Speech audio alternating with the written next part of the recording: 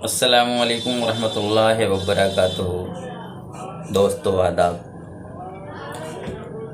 Sir Syed electro homeopathy की दुनिया में आपका एक बार फिर खैर मकदम है। मैं हसीन फरीदी।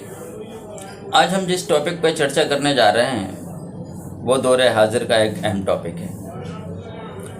जी हाँ दोस्तों, आज हम बात करने जा रहे हैं अर्थराइटिस की। अर्थराइटिस यानी कि जोड़ों का दर्द।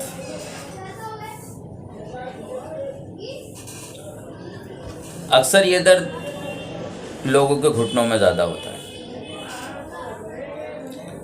हम बात करेंगे निवारण यानी मेडिसिन की भी, हम बात करेंगे इसके कॉजेस यानी इसकी वजह की। तो पहले आइए इसके वजह को जान लेते हैं, क्योंकि किसी भी मर्ज़ को मेडिसिन देने के लिए सबसे पहले ये जान लेना बहुत ज़रूरी है कि आखिर जो मर्ज़ इस इंसान के अंदर यानी इस व्यक्ति के अंदर उत्पन्न हो रहा है यानी पैदा हुआ है,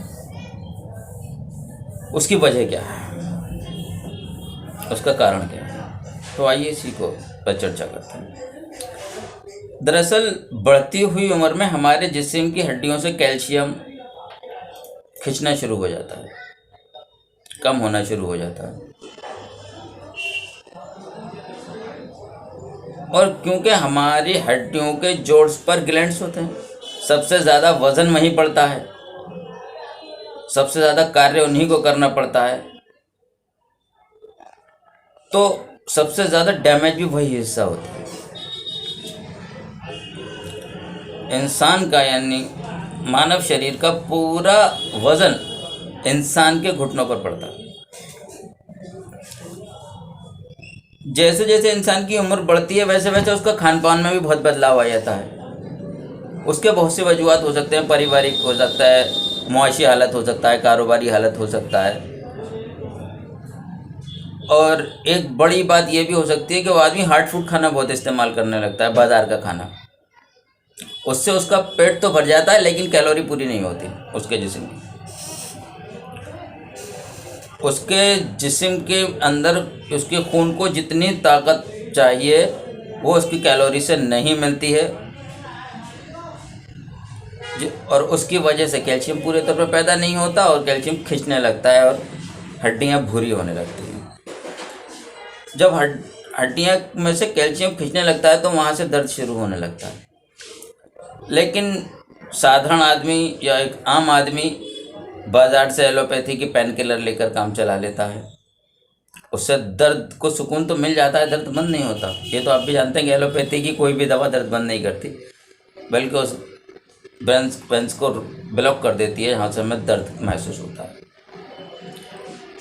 और वो उस गोलियों को रोज़ खाने लगता है और उसके जो भी नताइज होते हैं उसके अंदर पैरासीटामोल या डेक्सा या दूसरे जो मेडिसिन आते हैं जिसको आजकल सरकार ने बैंड भी लगा रखा है, वो इंसान के अंदर से कैल्शियम को और तेज़ी से सुखाना शुरू कर देता है।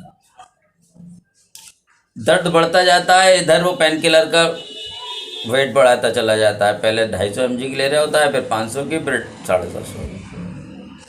खैर आखिर में होता यह है कि उसका दर्द किसी भी इंजेक्शन और किसी भी गोली से काबू में नहीं आता। फिर वो आता है हाथ थर के या तो होम्योपैथिक वाले के पास आता है।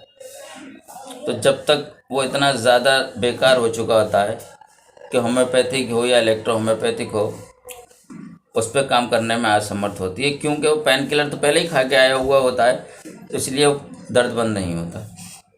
लेकिन इसका मतलब ये नहीं है कि हम उसका इलाज ना करें, हमें उसके अंदर कैल्शियम को पूरा कर देना होता है।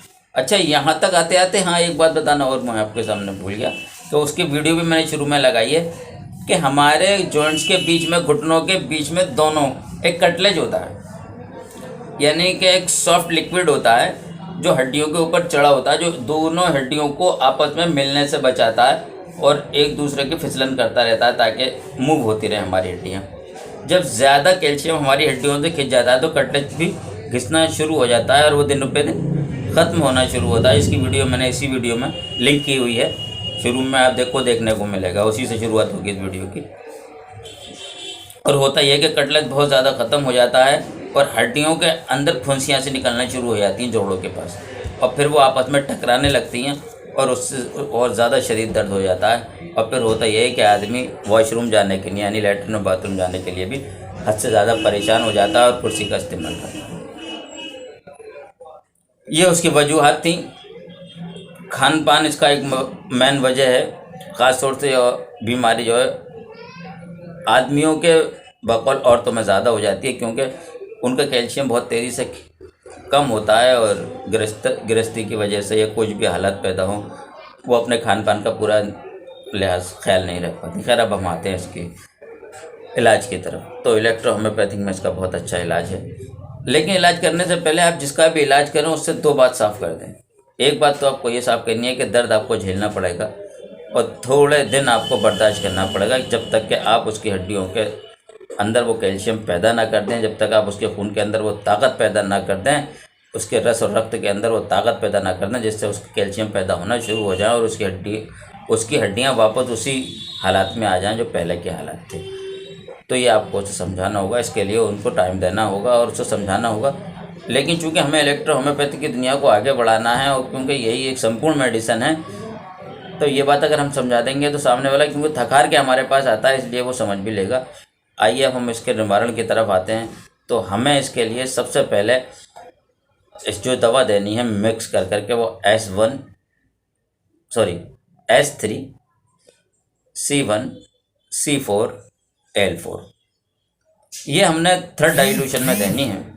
और जैसा आपके पास पेशेंट आए, जितनी ज़्यादा हालत ख़राब हो उस तरह का आपको मेडिसिन अपने वहाँ इस्तेमाल करना है। डाइल्यूशन को बढ़ाया और घटाया भी जा सकता है पोटेंसी को। तो मैं दोबारा इसको रिपीट करता हूँ कि S3 C3 C4 L4। और सबसे ज़्यादा जो आपको ध्यान देना है उसके पेट पर है, उसके खाने पे ध्यान देना है। खाने से पहले उसको आपको S5 और S10 की गोलियाँ देनी है 10-10 शुगर पिल्स में। यह ज़रूर काम करना है आपको ताकि उसका जो कब्ज़ है, कॉन्स्टिपेशन है, वो भी टूट जाए और उसका जो सिस्टम है जिसको हम पाचन क्रिया कहते हैं वो ठीक हो जाए और जल्द से जल्द कैल्शियम पैदा हो।